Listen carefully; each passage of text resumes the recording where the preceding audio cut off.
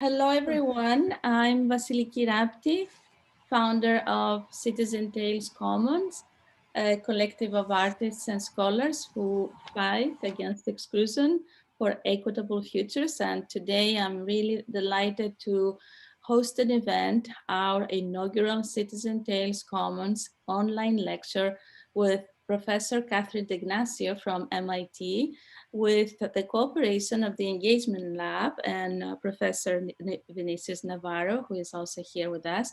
And I have the pleasure to introduce to you Dr. Meral Ekincioglu, another member of our collective.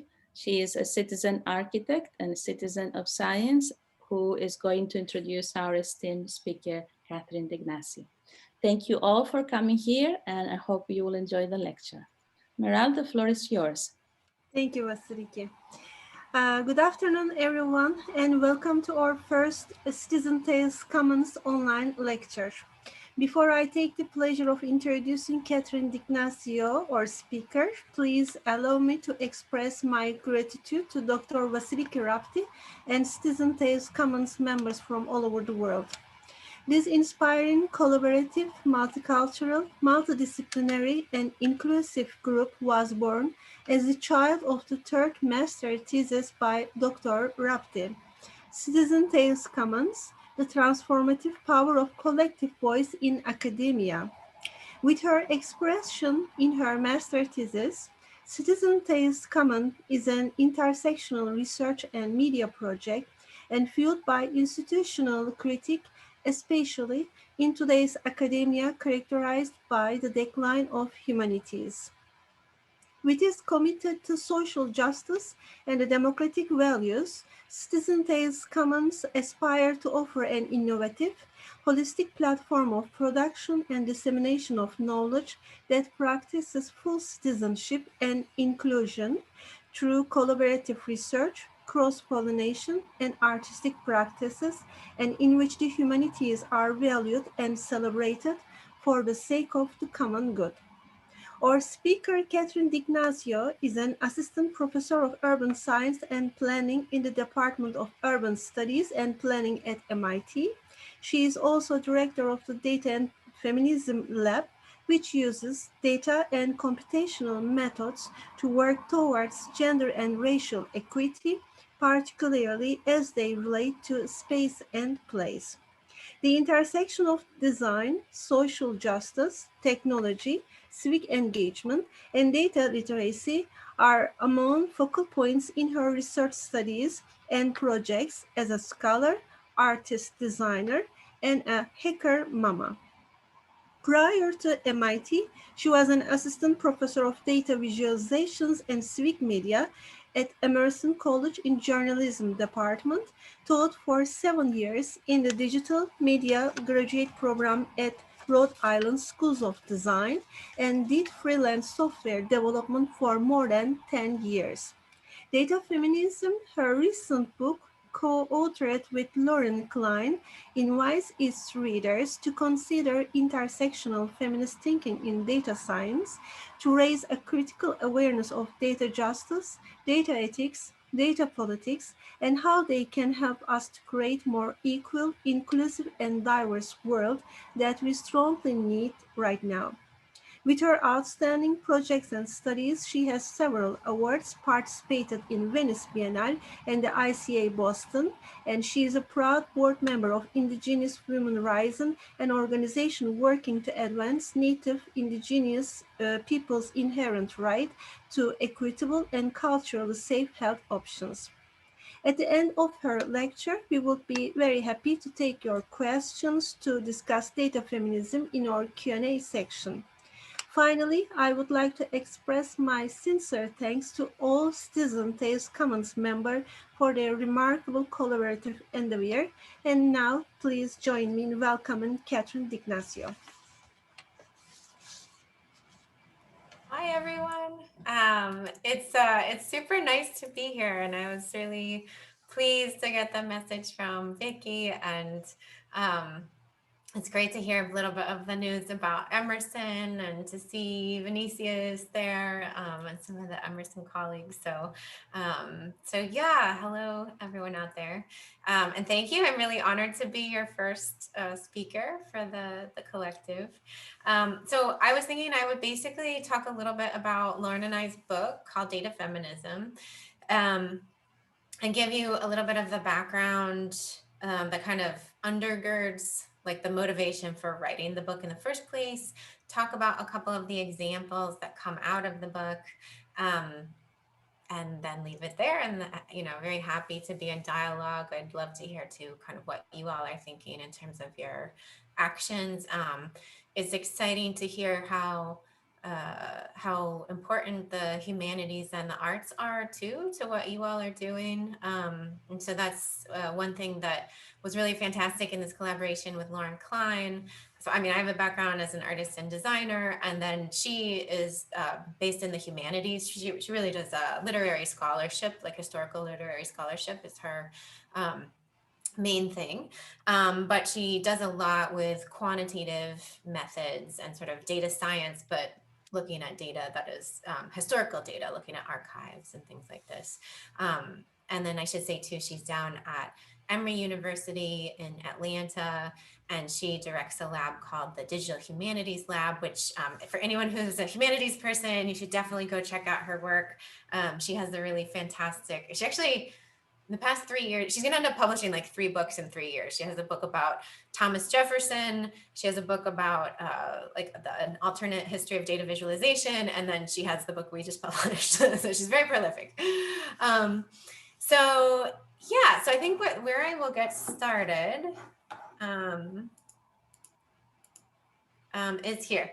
Oh, and one last thing I should say, there is a URL at the bottom of the slide, datafeminism.io, and you can go there and there's a button that says read the book, and you can just click that and read the book. The book is open access, and it's online. So it's available for free to whoever wants it. And so just that's important for any of you who are teachers.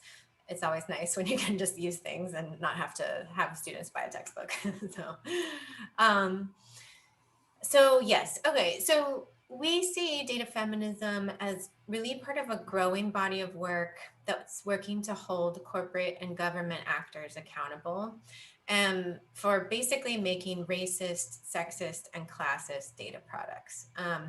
And so you all may or may not have heard of these things, but they're things like face recognition systems that cannot see women of color, hiring algorithms that demote women's resumes in a system, search algorithms that circulate negative stereotypes about Black girls, child abuse detection algorithms that punish poor parents, and more. And a lot of this work has really been coming out in the last 5 to 7 years, and we put some of our kind of favorite and most inspirational work here at the bottom of this slide, that details some of these ways that our data-driven systems are excluding people on the basis of race and or gender and or class and or ability and or many other sort of categories of identity.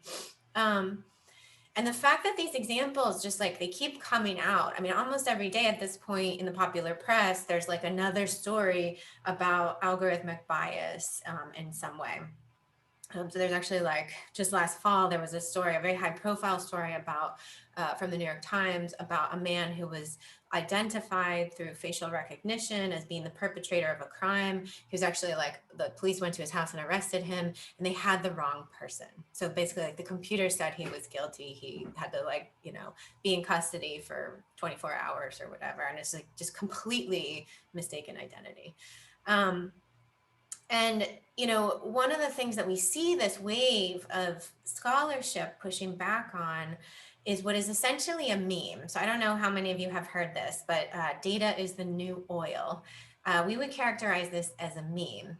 And I thought it was not that old, but actually I went and looked it up, and it started to circulate around the mid 2000s. So like 2006 is when it's like the first documented case of some CEO of a company saying this. But then the meme sort of takes off, in I think it's like 2011, when The Economist magazine has this whole issue about the economic power of data, and they herald it and they say data is the new oil.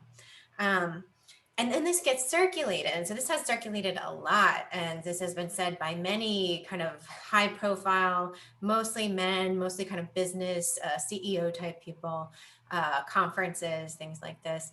So much so that you can actually go and watch YouTube mashups of like, 50 different people saying this, like data's the new oil, data's the new oil, data's the data. And so, this sort of keeps getting repeated. And it's a really interesting metaphor to think about, because in fact it's apt, and it's apt in ways that I think the people who are using it don't quite intend. The way that they intend it is just that like data is this thing that we can turn into great riches for us, where us is like the people running these companies. But in fact, the metaphors that we use to talk about data and to talk about oil are very similar. So we think about oil as this sort of untapped natural resource. That's in many ways what's being used to describe data. We mine for data, we extract data, we process data, and we clean data. And if we do it right, and if we do it well enough, then we can reap extensive sort of financial rewards from the use of that data. And yet, at the same time, there has been this growing pushback, because folks are starting to look at this just as with oil and other extractive industries and say, right, there's all of these, what do they call them? In economic theory, externalities, right? There are things that the capitalist system doesn't account for. There are things that there are harms that are going uncounted. And so this is what these works on the bottom, and we hope our work as well is contributing to this conversation, which basically pushes back on this meme and says in a variety of different ways, data is the same old oppression.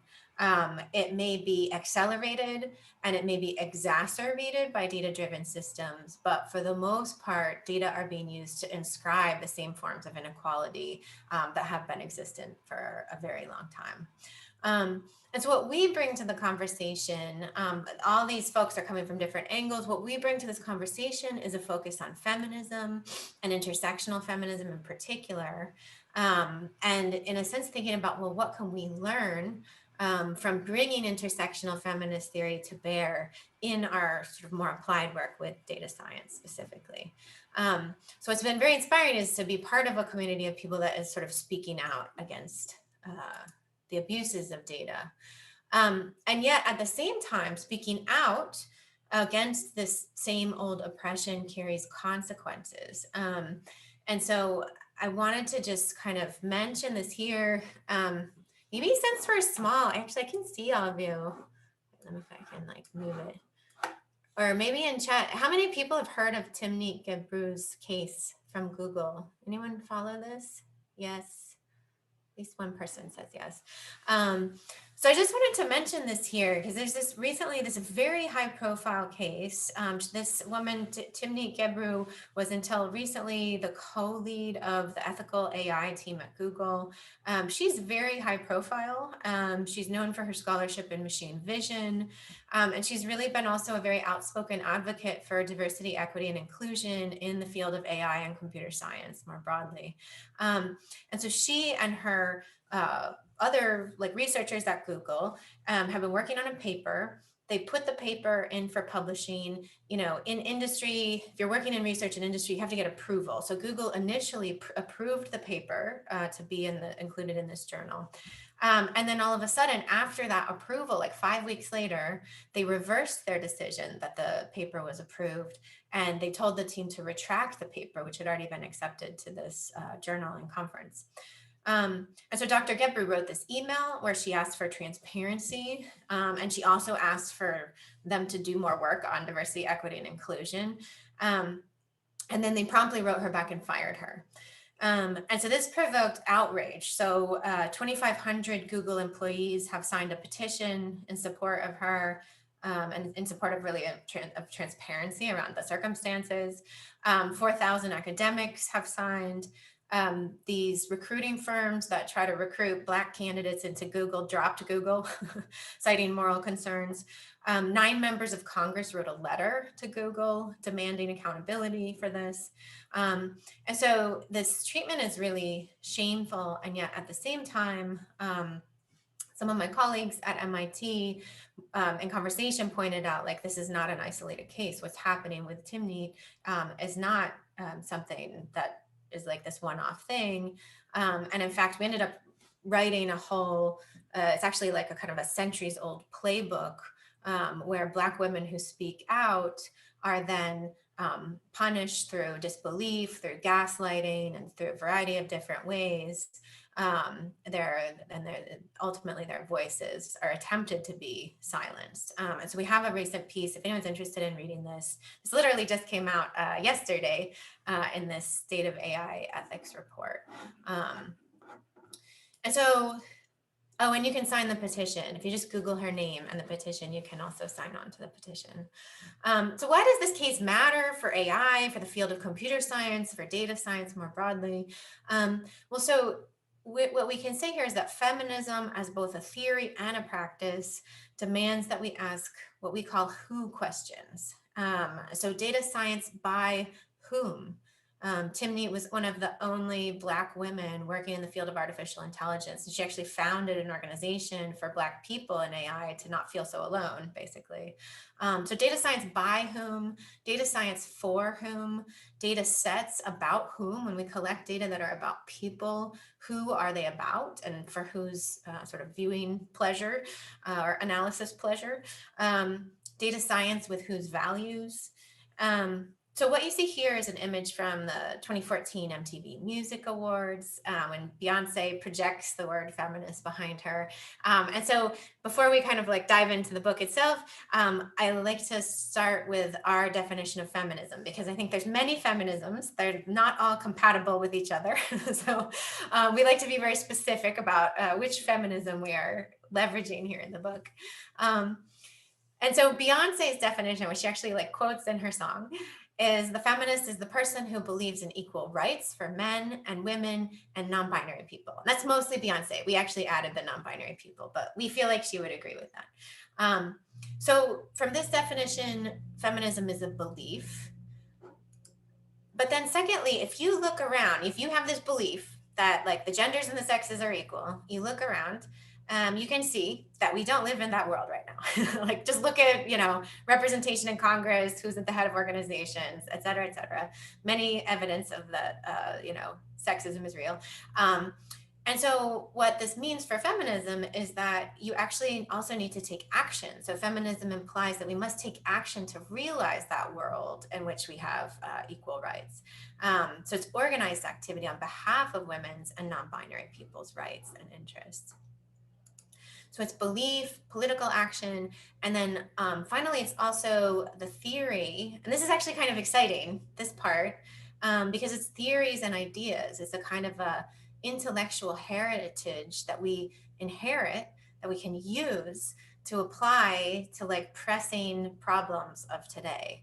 And so these theories begin by thinking through issues of inequality with respect to sex and gender, but then the past 40 years of scholarship and our current political reality have brought many more dimensions of inequality into the conversation, including race, class, sexuality, ability, and many more things. And so this brings us to the idea, which is really the undergirding idea of the feminism that we're using in the book, is this idea of intersectional feminism. And you may or may not know, but intersectionality is a term coined by legal scholar Kimberly Crenshaw. So she's here in the bottom right. And she uses this term to explain how social inequality can't be explained by only one dimension of difference. We cannot only be considering gender or sex when we're looking at sort of unequal impacts in the world.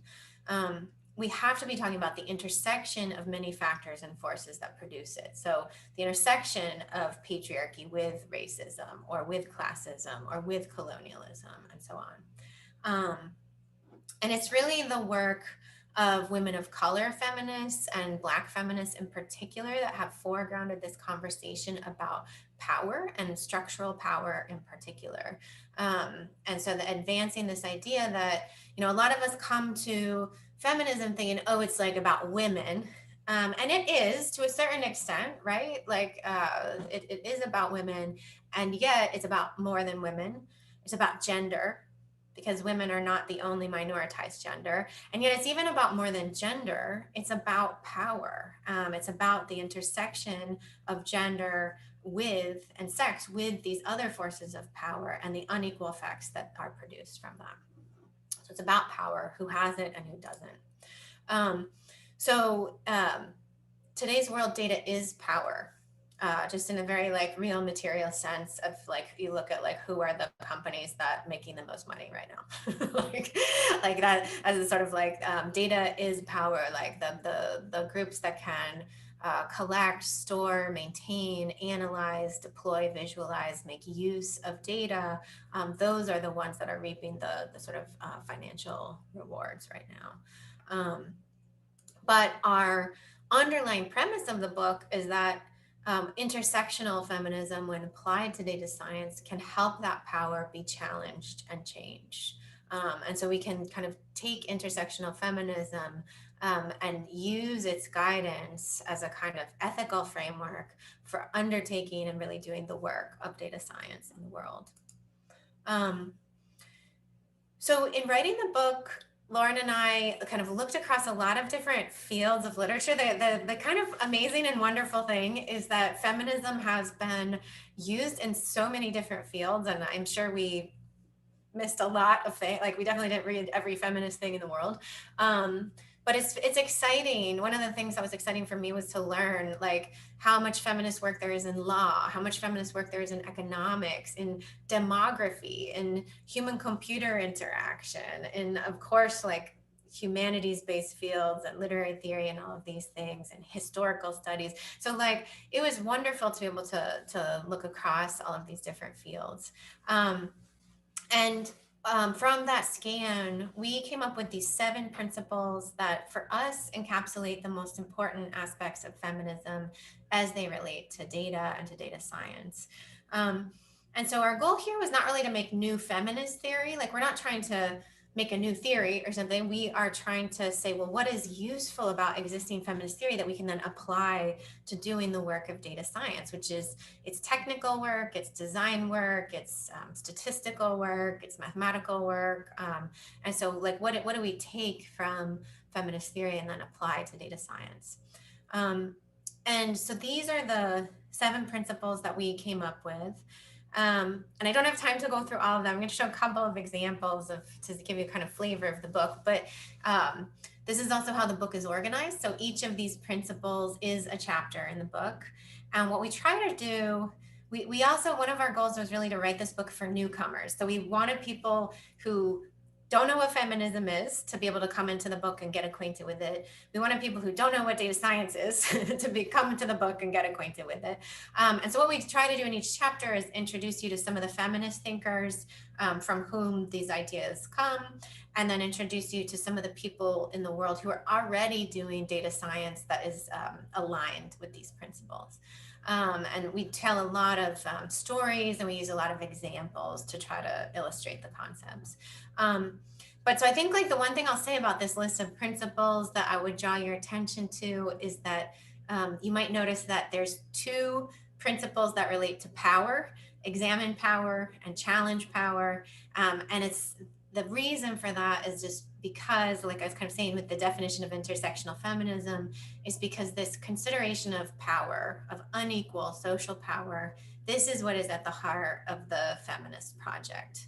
And so occasionally when we've done this talk, like for technical folks especially, they're like, oh, well, what's feminist about this? Like, this is just good data science. And we say, in fact, no, because right now, data science, at least as it is currently configured, has no consideration of power. So like, but there's like almost never consideration of gender or race or whatever, or if it is, it's kind of in a very de-powerfied language of just kind of like, oh, here's these variables and so on and so forth, but that it never actually talks about structural forces like racism or sexism. Okay. So I'm going to show a couple of examples, and then we can go into the conversation. So in the book we talk, so that this first example comes from the chapter that's about examining power. And we talk about projects like this one, which is an art project, in fact. This is a project by Mimi Onuoha, and it's called the Library of Missing Data Sets. And so missing data sets is a term coined by Onuoha, and it describes these data sets that a reasonable person might think that they exist because they address issues of pressing social need, but in fact they don't exist. So they're data sets like trans people killed or injured in instances of hate crimes, people excluded from public housing because of criminal records, or even, for a more topical example, gender and race breakdown of the number of people with COVID in the United States. And so she exhibits this piece as both a GitHub repository, so it has this online presence just as a list, like a text list. And then she shows it as this filing cabinet where the name of the data set that is missing is on the tab of the file folder, and people can go and interact with it. So they can open the drawer and they can see which are the data sets that are missing. They can even take out the folder, open it up. But then of course, when they open it, there's nothing inside the file folder because the data are missing. And what Onuoha is asking us to do is to think about, well, why are they missing? So often these days we hear about things like bias in algorithms or bias in data sets. But in fact, the bias starts way earlier in the pipeline. It starts with what do we even choose to collect data about, and what do we sort of systemically ignore and deem as not relevant, not of concern, and so on. And so she's asking us to pay attention to this imbalance of power that determines which data are collected, which research is conducted, and which is not. So a feminist approach to data science begins with this kind of analysis of power, because far too often the data sets that we can access then in turn shape what questions we ask, then in turn shape what research we produce and what knowledge we make. And so in the next chapter, which is about challenging power, we come back to another case of missing data and talk about this issue, or the story, in fact, of a woman named Maria Salguero. And so this story has to do with feminicide. And so for those of you who don't know, feminicides are gender-related killings of women and girls. So they're like women and girls are killed for their gender, basically. And so it includes what we would characterize in the US as intimate partner violence, but it's also broader than that as well. It includes other types of violence. And so feminicide is actually legally defined as a crime in a number of countries, especially in Latin America, because the Latin American feminist movement has really been pushing this on their agenda in terms of gender-based violence. So for those of you who are interested, I would encourage you to check out the hashtag Ni Una Menos, which can document some of that work. And it's rightfully so, because even though these states and governments have actually outlined laws, they have failed to actually implement the laws. You know, they've failed to also quantify the scope and the scale of the problem. So they've said feminicide is bad, basically, but we're not going to invest in doing anything about it. We're not going to invest in knowing any more about it. We're just going to say it's bad. And so into this sort of missing data, Salguero headed sort of straight into that data gap, and she began collecting feminicides from cases reported in the news across all of Mexico, which is a large country. And so for the past 5 years, she has spent 2 to 4 hours a day logging feminicides from reading news reports about the violent deaths of women and girls. And as a result, she has single-handedly compiled the largest archive of feminicides in Mexico, the largest public archive, I should say. She's helped families locate missing people She's provided data to journalists and NGOs, and she's even testified in front of Mexico's Congress a couple of times. And so in the book, we talk about work like this, like Maria Salguero's, as a form of feminist counter data. And so counter data is this kind of activist data collection that steps in when the state and other counting institutions have systematically failed to ensure the basic safety of their population. And so this represents one way to use data to challenge power. And I think it's important to say one way. We outlined several ways in that chapter, and it's, you know, it's the way to challenge power is not always through collecting counter data, of course, because often if we collect counter data about minoritized groups and somehow make them visible to the state, like that can carry like severe and damaging consequences. So it's not always like the right move. But in a case like this, where, you know, part of the collection of counter data is to hold the state accountable for its lack of action and its negligence in this regard. So it can be one way to challenge power. Yeah, and just quickly, like COVID is another case of counter data collection, where in the United States, our most reliable sources of COVID case data are journalistic outlets. I just want to mention. So I don't know. I hope the present administration will hopefully invest more in health and science and knowing more about the public health emergency that's happening. But up till now, it's been these both high profile and small groups that are collecting data about COVID and making it publicly available and disaggregating it by race and gender and ethnicity, which is really important. So actually, you know what, let me see.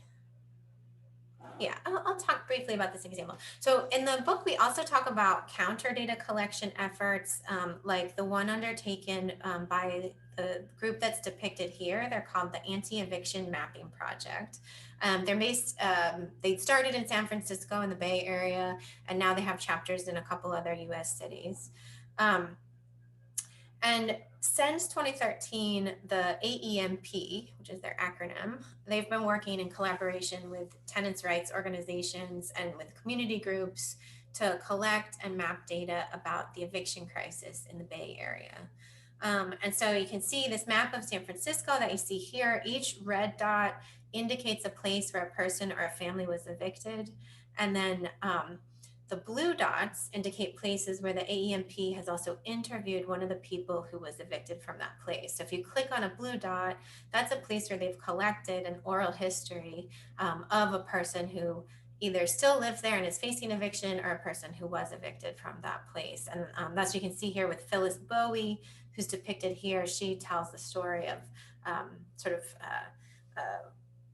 coming into her apartment in a traditionally Black neighborhood in San Francisco, and then ultimately being pushed out, even though she was promised that there would be a path to home ownership there. And so one of the interesting things I just want to say, so this is an example of the principle embrace pluralism, which basically means really thinking about how do we create a more participatory process around how we do data science. And one of the things that's really interesting about the AEMP is that it's not only about the analysis or something like that, but it's also about working in solidarity with folks. It's also about understanding people's stories. One of the things that was really meaningful is that, they first started just collecting data, and then they realized data was not sufficient, to really understand the scope and scale and what an eviction means. We want the macro picture, and then we want the micro picture. We want to hear from Phyllis Bowie about what does that eviction actually mean for her in her life. And in the book, we contrast this process, which is a very participatory process. And in fact, the AEMP runs a lot of data literacy trainings. They train community members to tell their own stories. And then they work a lot of cases with solidarity with these other organizations. We contrast that very participatory process with the work of a group called the Eviction Lab, which is based at Princeton University. And their goal is to present a national picture of the eviction crisis, which is totally a worthy goal. It is a valuable project. They are the only group who's actually doing this at the national scale. So just for that, it's valuable. But in fact, we contrast it in relationship to the process that they follow.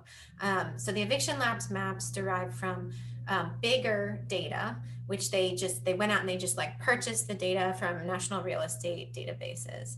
And the map appears to present a more comprehensive picture of the US. But so the AEMP and the eviction lab actually got in kind of a tangle because the eviction lab wanted to use AEMP's data. AEMP was like, we need to talk because we're afraid our data will fall into landlord hands. And then eviction lab went away and just like bought the real estate broker data. But AEMP has actually shown that this national scale data undercounts and severely undercounts evictions, at least for the locale that they're measuring evictions in. And so, in fact, through their more grounded and more participatory process, the AEMP has remarkably higher quality data, more complete data. But it does happen to be sort of messier and it takes a lot longer than just going and purchasing data at the national scale. And so, you know, we talk a little bit in the book about these trade-offs. I mean, there are some cases where like, you know, going out and purchasing this, you know, or purchasing a data set might make sense at that scale, or where it's just frankly impractical to like work in community at the scale of the entire United States. But we contrast these processes because all too often data science projects follow the process of the eviction lab, where it's just like, oh, we'll go get like whatever data is available, and we're not going to think too hard about what are the shortcomings of that data, or who's it for, who's it benefiting, or how are they counting. We're just going to go grab it and then like make a map. So we actually talk about how through embracing pluralism in a more pluralistic process, you can actually produce higher quality and more grounded work. So the final example I'm going to say is around visualization. So the previous examples have focused on power and people, so people who have power and people who don't have power. But another idea that comes from feminism is around structures of power, and specifically binary structures. And so there's a long kind of tradition in feminist thinking of thinking about the gender binary and challenging the gender binary. And so in our book, we talk about how just as a general practice, we should be suspicious of binaries because every time there's a binary, it's usually hiding a hierarchy. And in fact, also every time there's a binary, it's usually erasing some things that make it not binary. And so the classic case is gender. So we think about gender, or like the received wisdom about gender is that there are two genders, the gender binary. And in fact, we know that that gender binary is not a binary. It's actually a hierarchy because one gender is on top, one gender is on the bottom. And then non-binary genders are like completely erased out of that equation. And so it's both a false binary and an unequal hierarchy.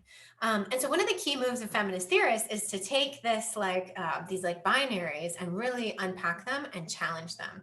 And so that's what we do in our chapter that's about emotion and embodiment. Is we challenge, which many feminist theorists have done this before, we challenge the false binary between reason and emotion. So in an Anglo-Western context, we've been taught that reason is somehow better than emotion. And the way that this shows up in data visualization in particular is that the best practices as they've evolved over the past 20 or 30 years in the modern era in particular involve clean design, neutral titles, a minimalist aesthetic, kind of like just the facts approach. But we push back on that and say, well, why are those the best practices? Especially when research shows that we interpret these aesthetic choices very emotionally themselves. And what about visualizations that deliberately leverage emotion, that call emotion in and allow emotion to inhabit the space of the data visualization design? And so that's sort of what you see here. We contrast this large visualization here, which is about US gun deaths, with ostensibly a visualization about similar subject matter, which is from the Washington Post. It's about how many active shooters we've had per year in the past 15 years. And so on the one hand, you have the sort of like neutral, just the facts bar chart approach, where the form of this, like we could be measuring anything. This could be like imports of grain or something. Whereas here we have like a kind of highly customized visualization. It's actually an animation. If you go look at it, it's really quite moving. It names the people that have been killed. It frames their death in a really interesting way. It frames their deaths as years that have been stolen from them, and then it computes how many collective years have been stolen from the people that have died. And when this came out, it caused a real stir. It's a little bit older too. It's like from 2013. So this was like really novel at the time. I think now we're a little bit more used to seeing these kind of things. But it was viewed with a lot of suspicion by the visualization community because it made us feel things. It's deliberately intended to make us feel the loss of these human lives.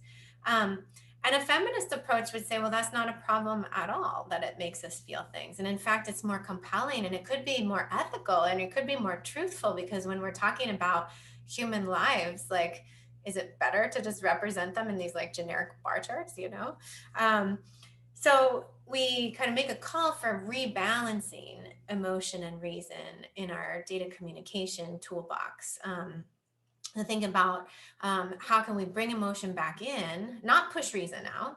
We want reason there too, but we have both of those things and allow us to truly focus on what matters in the design process.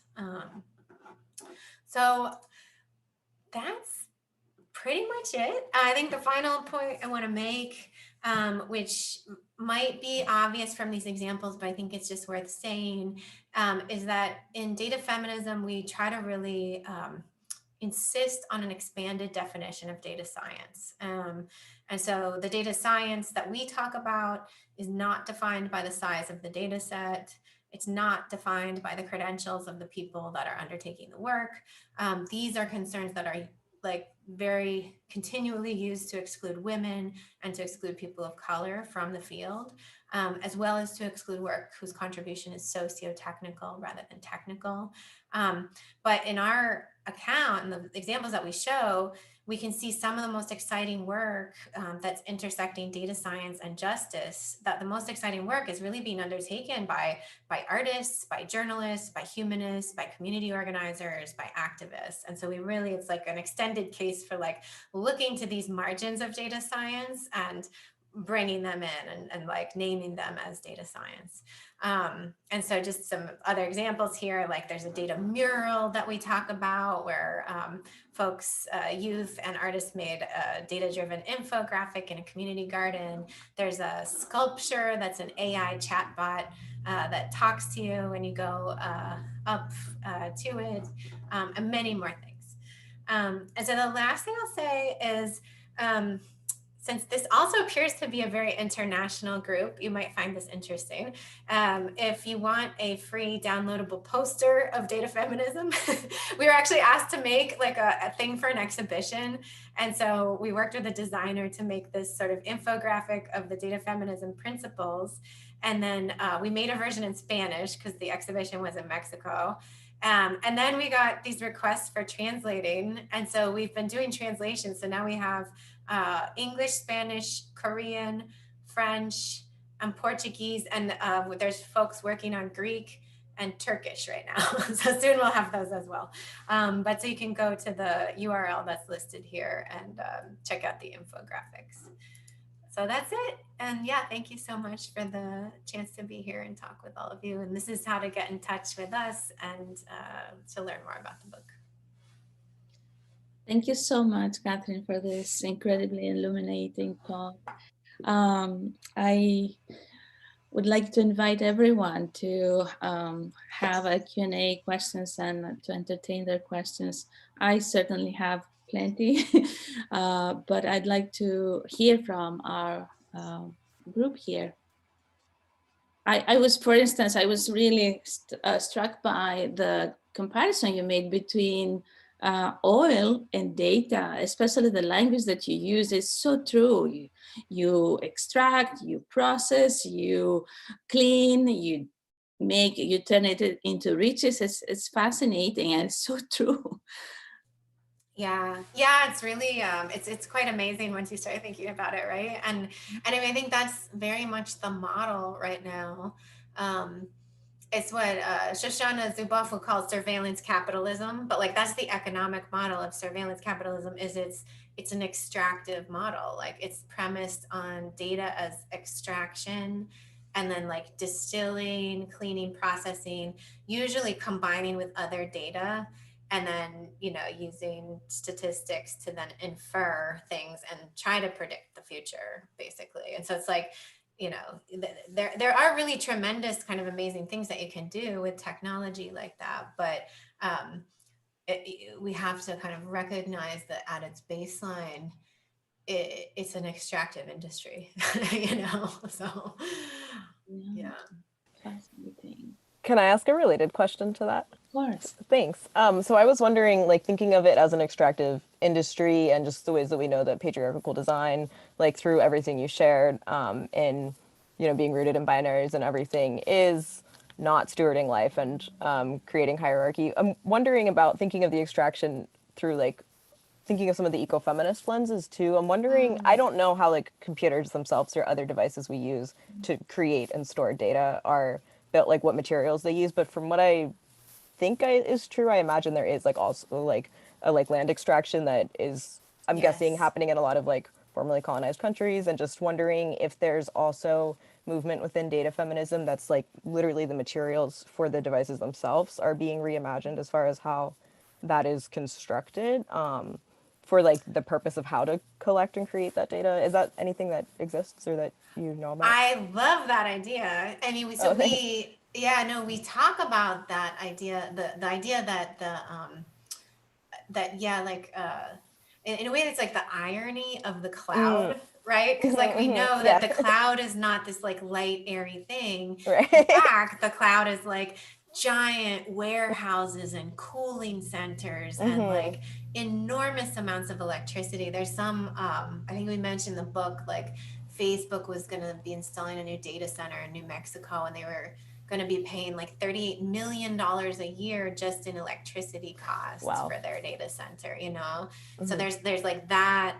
And then there's also like what you were talking about with the life cycle of the like the hardware and stuff, where yes, we ship, there's like a whole kind of research area around e-waste, where it's like we ship, and that's very colonial, where we like ship all of our old broken computers and stuff to countries like Ghana, where they're like sort of stripped, and there's like waste pickers and things like that, but often they're children, and they're being harmed by the lead and things that are leaking out of the circuit boards and whatnot.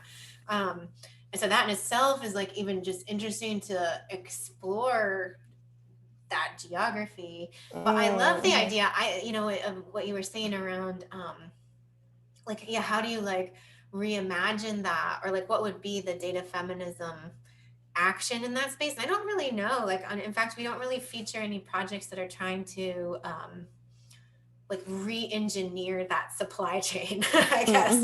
But I think that's such a good idea. Like, I think that would be really interesting to think about. Well, like, what's the intervention there? Like, how do you do that? Is there some kind of like small data movement, or I don't know what that would look like, but I think that would be like a really fascinating area to think about. So. Oh, thanks. Yeah, because I was curious about, like, and it's helpful to hear like everything you just shared. That's so helpful, because I'm curious around, like, I feel like in some regards, I feel like that design would look like nothing that is the current reality of that, as far as like if we were actually to design it, it would be a completely different way of engaging or not doing data, but then that doesn't affect the reality of the fact that like, but we do have the conditions that we have. So how do you like merge those two things? I get stuck on so much. And so, yeah. Thank you. Totally. Well, I don't know what your background is, but like the That's a case where like speculative art or design or even like speculative fiction, I don't even like that kind of cultural intervention, I think could be really awesome. Oh, I love that. Yeah. Oh, thank you. I might send you an email. Sorry. Sure. Okay. Thanks. Yeah. Thank you. And there's also a comment from one of our audience here. I've heard this person talk about the extractive nature of tech. Maybe we can check it out. And also we have a question from Sylvia. Sylvia, would you like to address it directly? Sure, I could do that. Thank you. Thank you. So I was just wondering if we could just chat a little bit about how data feminism relates to how data is sometimes collected from individuals in a coercive manner by trying to use this excuse that they're empowering the individual with data about their own bodies. And in particular, so I do some work with fertility awareness, and there's a lot of like femtech devices or apps that encourage you to enter a lot of your personal information about your cycles. And then sometimes, you know, the objective is that you, or that the app, rather, the device is somehow predicting something about your body, like ovulation, or, you know, it could be a variety of different things. Yeah, I think it's that's a super interesting space, the femtech space, and I am somewhat familiar with it because we did a hackathon around breastfeeding, and it's a really interesting.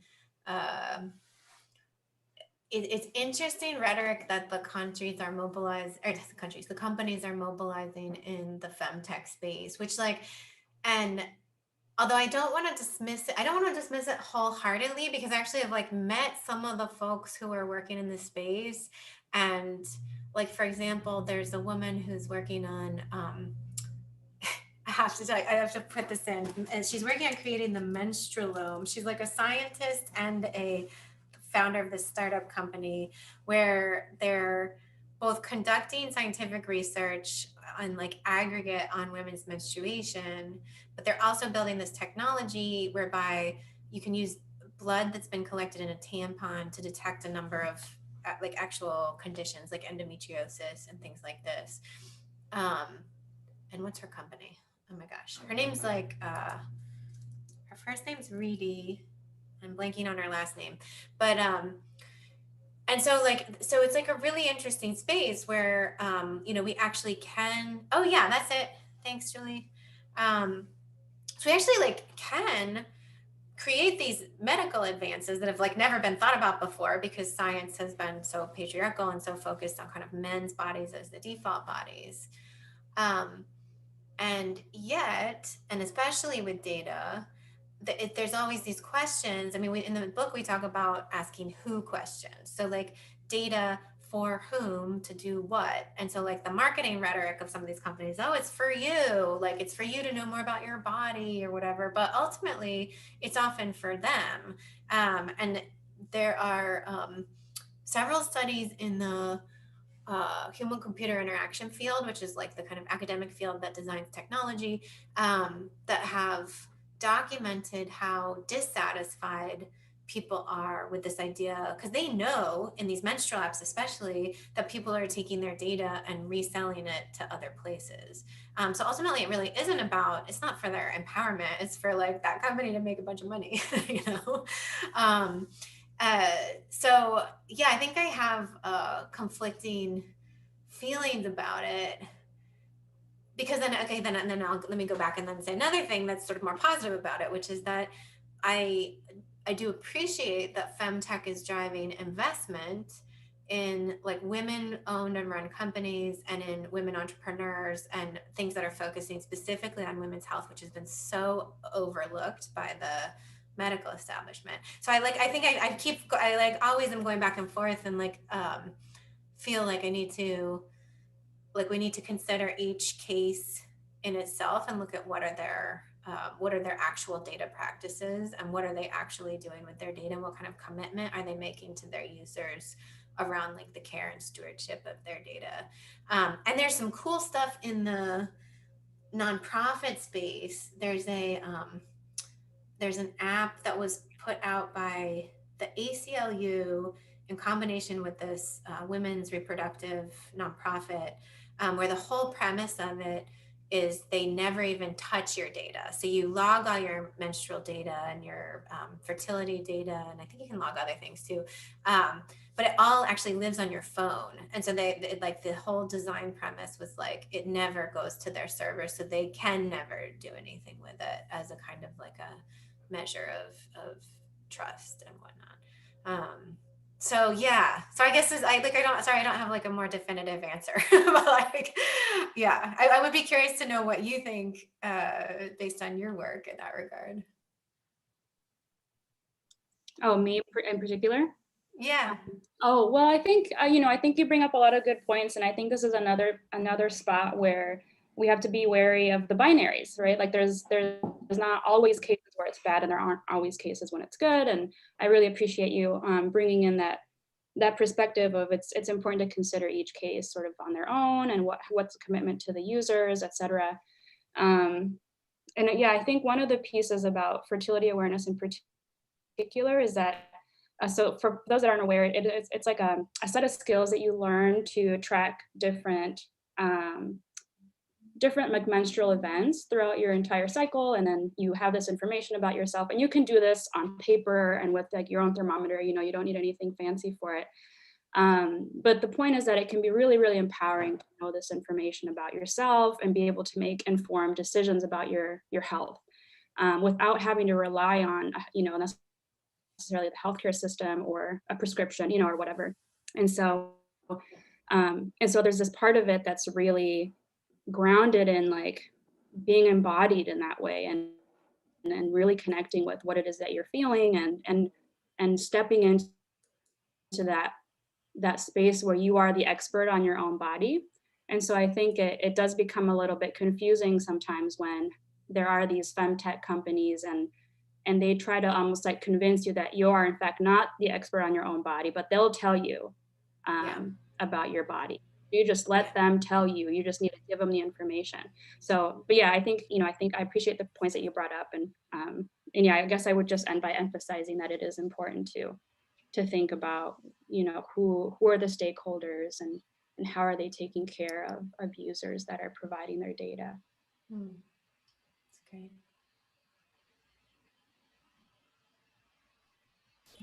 Can I just share also? I feel like that's like such a perfect metaphor too for what's going on with the data feminism, because I feel like if the whole who questions from feminist theory are about like it's about biopower, right, and who we're cultivating life for, I feel like to have something like fertility monitoring that's like fertility as like something that is so directly about like life cultivation, which is like what the data is doing too, like that I'd never thought of it in that way until you said that, so thank you so much for sharing that.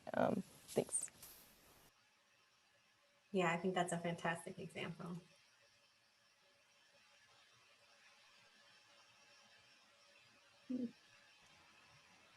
May I ask a question?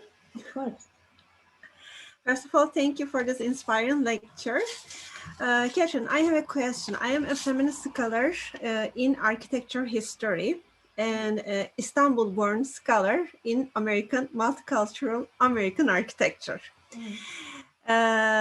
In 2014, I began my feminist advanced academic study at MIT Architecture, and I studied on immigrant and underrepresented women architects in post-war America in relation to my home country, Republic of Turkey. But during this time, I realized that one of my deep concerns is the lack of diverse and inclusive historical documentation practice in multicultural American architecture. And after MIT, as Vasiliki Rapti knows very well, I conducted a new research project on diverse and inclusive historical documentation practice at leading schools of architecture in the United States with a specific research question and research method. And I contacted with the archivists at the 10 leading schools of architecture in the United States, such as MIT, Harvard, Yale, Princeton, and so on. As written answers by archivists curators, and librarians at the leading schools of architecture archivals program and libraries to my research question.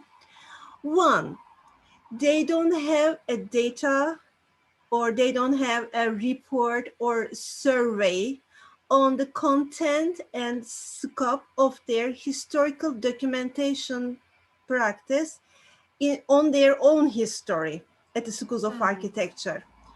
And they don't have a statement of mission in effect to support and promote diverse and inclusive historical documentation practice on their own history in architecture. And the other things which I got my attention is almost all archivists, librarians, and curators I have contact for my research project was white archivists and librarians and so on. Mm-hmm. And at this point, as an Istanbul-born scholar and woman scholar in the United States, I have been trying to understand how architectural systems has been working in the United States. Mm-hmm. But I am a member of the Society of Architecture Historians, and I was a former member of Society of American Archivists. So I have shared my findings with some peoples in these two organizations. But as I understood, the system has been operating a little bit slow, not a little bit, too slow. Yes. So I would like to ask your suggestions or recommendations how to bring together feminist data scientists and the field of archive in multicultural American architecture. How can we push the systems to take action? This is my question. Yeah, thank you. Yeah, this is like a question I wish Lauren were here in the sense that because all of her work is looking at historical archives basically, and she has to navigate these silences in the archives all the time. And I think there are methods, and like she is one of the people who's developing some of the methods. So like the first thing I would say is like I think the idea is fantastic to bring together a community of folks who care about this. And I think one like world you can think about bringing in is digital humanities, because I think like the digital humanities folks, of which Lauren is really like she knows that space super well, and she could say more about folks doing more specific research on architecture and digital humanities. But I think that they would be folks who probably have some very creative and interesting ways for navigating what is the same thing. I mean, it's like it's how bias shows up in our data sets or in are not data sets, because we don't have those data sets, right? Like Yes. And I mean this is the problem in a sense where it's sort of like whose stories do we have, whose information do we have, whose records do we have, like in some ways like people like Lauren who study slavery in the United States, they studied property records for the most part, because like there are very few like written testimonials and stories from enslaved people themselves. And so it's sort of like, how do we try to recuperate those? There's like brilliant literary scholarship that again goes into more of that like speculative realm and like recreates through sort of like speculative fiction, like speculative historical fiction. So I think there's like creative strategies that can be mobilized. And I appreciate you're pushing folks, because I think it is really important to recognize and document just how unequal our archives are, and just how unequal our archiving practices have been, and like who do we know a great deal of information about, and whose stories, whose lives have been systematically marginalized, excluded, erased from the record, and like to keep recuperating those stories. I think that's a very kind of feminist tactic, is to go seeking those stories and those groups specifically and bringing them back in, like calling them back in and documenting what we can, and speculating on the rest, you know.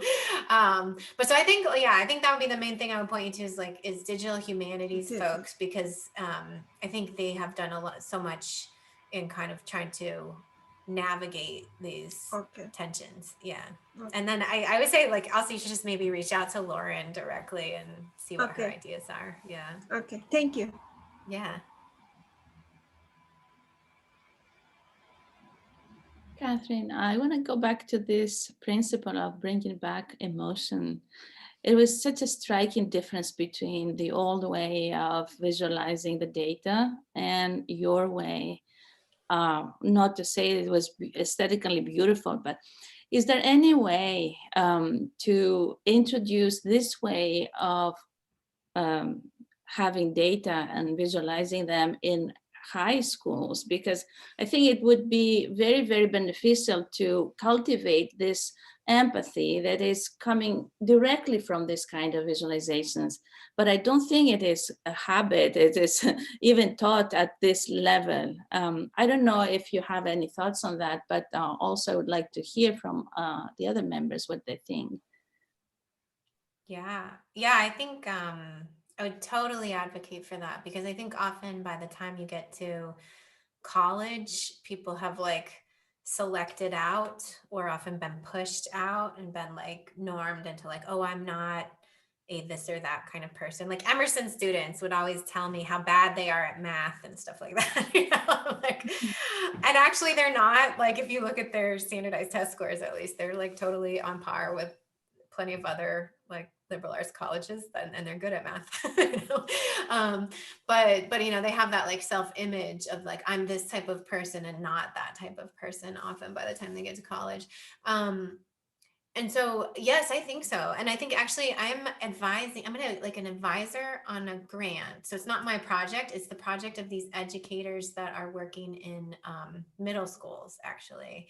And they're doing some of the most creative stuff. Like I just had a meeting with them, and they are bringing together the dance teacher and the math teacher, and they're teaching kids how to, they're teaching kids like mathematical concepts of like kind of basic descriptive statistics, like mean, median, mode, and stuff like that.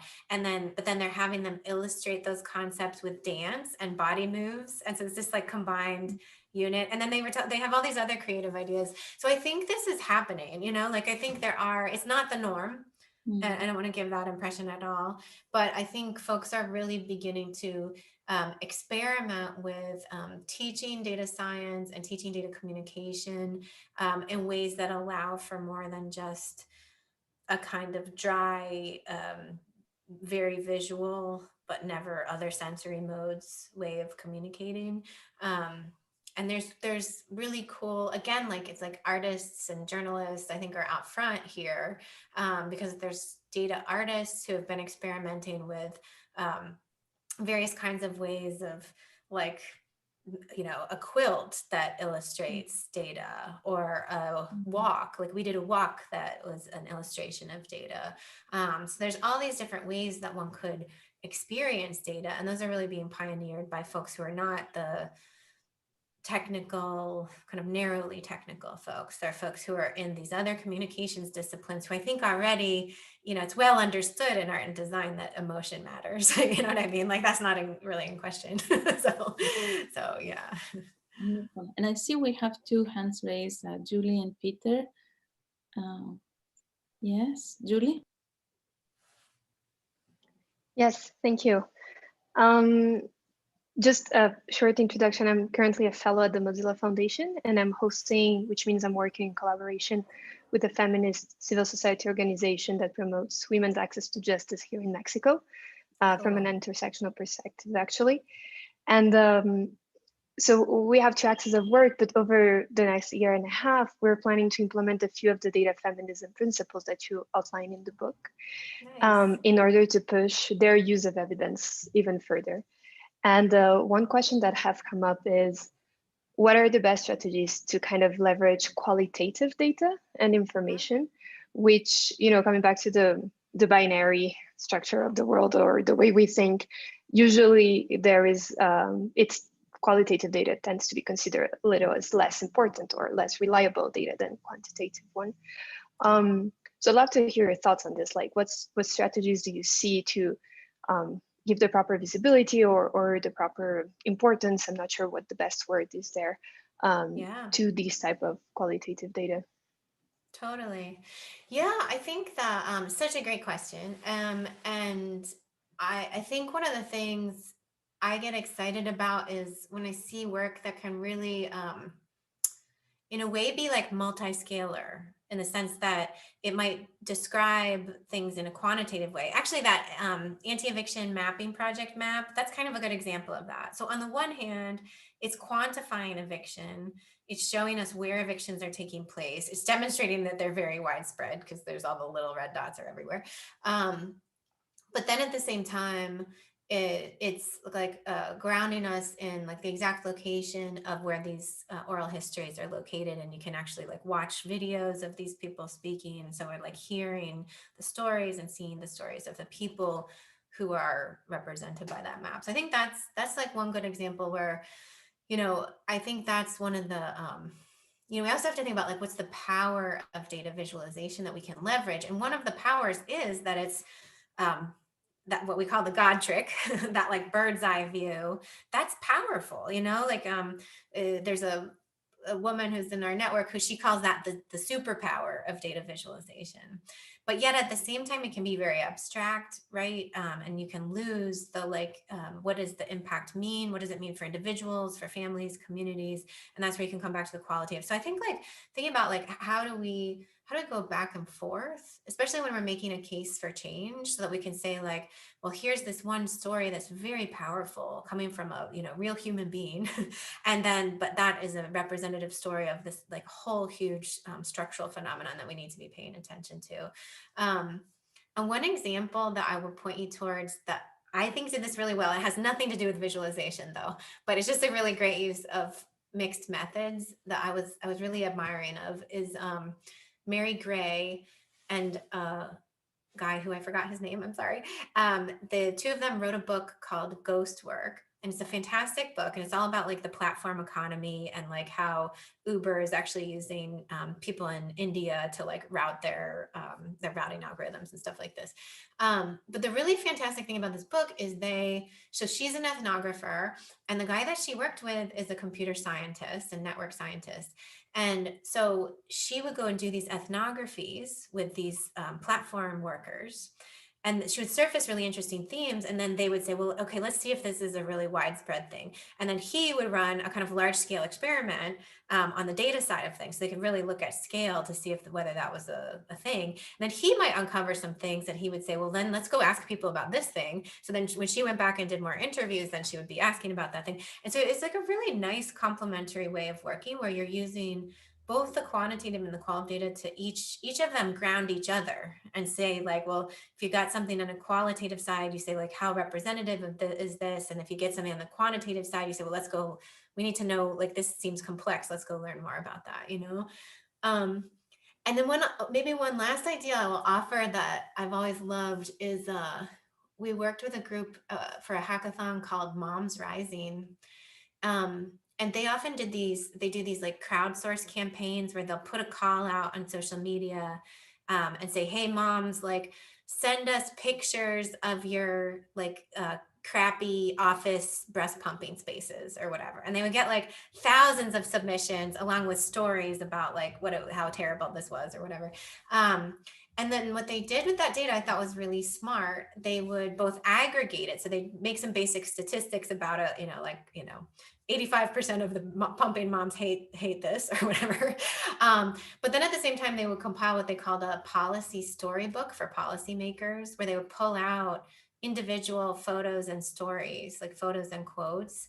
And so that could complement, so they could really get kind of go deep into the data as they were kind of like looking through and trying to make these policy decisions. And again, like I like that. I think that way of working is really smart because you both like characterize the wide, like kind of macro thing, and then but you bring people in with the human side, because like data visualizations look cool, but they're not very human. So like the more that we can use the qualitative or the artistic or the visual to like bring people in, I think that's where we'll actually emotionally connect. So Great. And I see Peter also has something to add. Thanks, Peter. Yeah, this has been wonderful. Thank you so much, Catherine. And I'm looking forward to reading your book. I love how you brought notions of data collection into an integrative and holistic framework. And we don't usually associate those things. That's right. And back to what Vasiliki was saying about teaching in high school, I think that's a vehicle for teaching compassion and empathy, and enabling students and enable people developing towards adulthood in cultivating a broader, how should I put it, way of looking at the world around them. And that's so contrary to what we see in the political sphere so often, what we've seen these last 4 years, which has not been a framework at all of empathy or compassion. It's been very, very self-focused, very individualistic, very societally and individually narcissistic. I work, I've done a lot of my work with trauma survivors, particularly survivors of sexual trauma. So I work much more on an individual basis than in these broad frameworks. But I think where our work intersects quite a bit is the ways in which people's truth and experience is obscured and denied. And it has traumatic effects both on a societal level and on an individual level. So that's just a bit of a tangential thought as I heard you speak.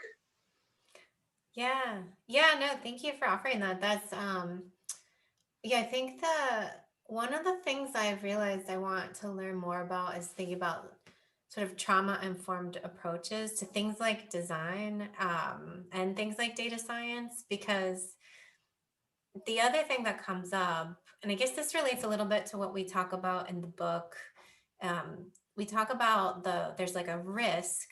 So people can get excited and be like, I'm gonna be a social justice warrior and I'm gonna talk about sexism and racism and I'm gonna make maps or I'm gonna do data visualizations or something like that. And just one of the risks is like the way that we communicating with what we call in the book deficit narratives, but basically like narratives that are always about how, oh, these poor people are so poor, or the way that we talk about it in the book relates to maternal mortality actually, and where like, all of a sudden the ProPublica did this like very large story on Black maternal mortality, and it became a huge issue, which it should be.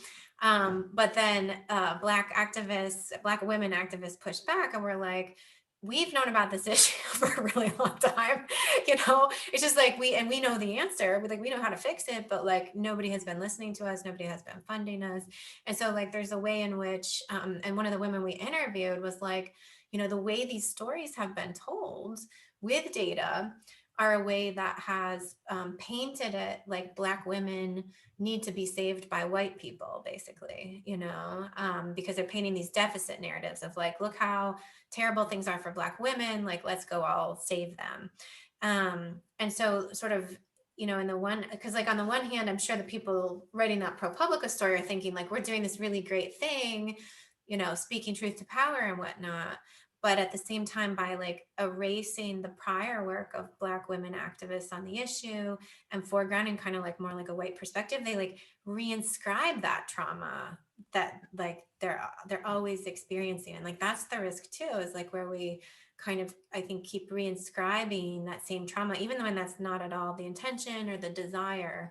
But anyway, that's kind of what I connect in a way. And like I think that it's like thinking about how these things are connected, and like trauma is patterns of trauma, right? It's like it's not just like one thing, it's that there's these patterns that are interconnected, and we have to interrupt them, and then often we don't know how to make the interruption properly or something.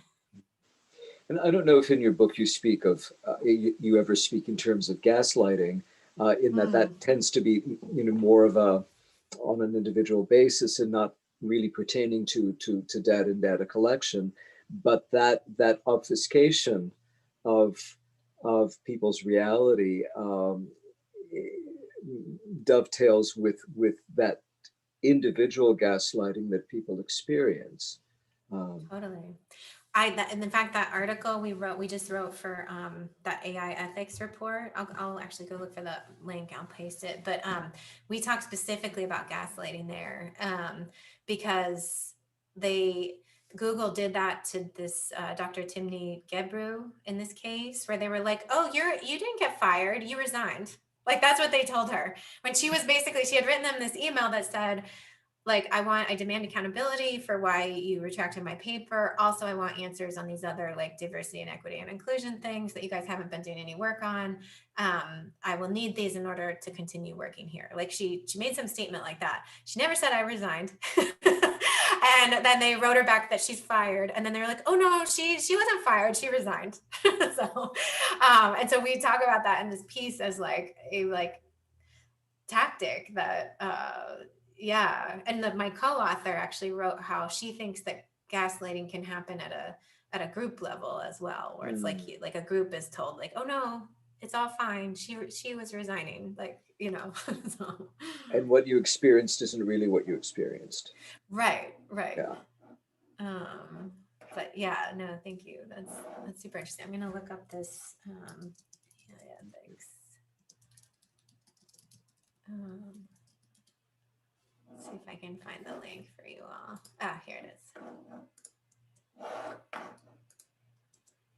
There you go. There's a link. It's a long report, but I think you can find where it says my name in there. Excellent. Thank you.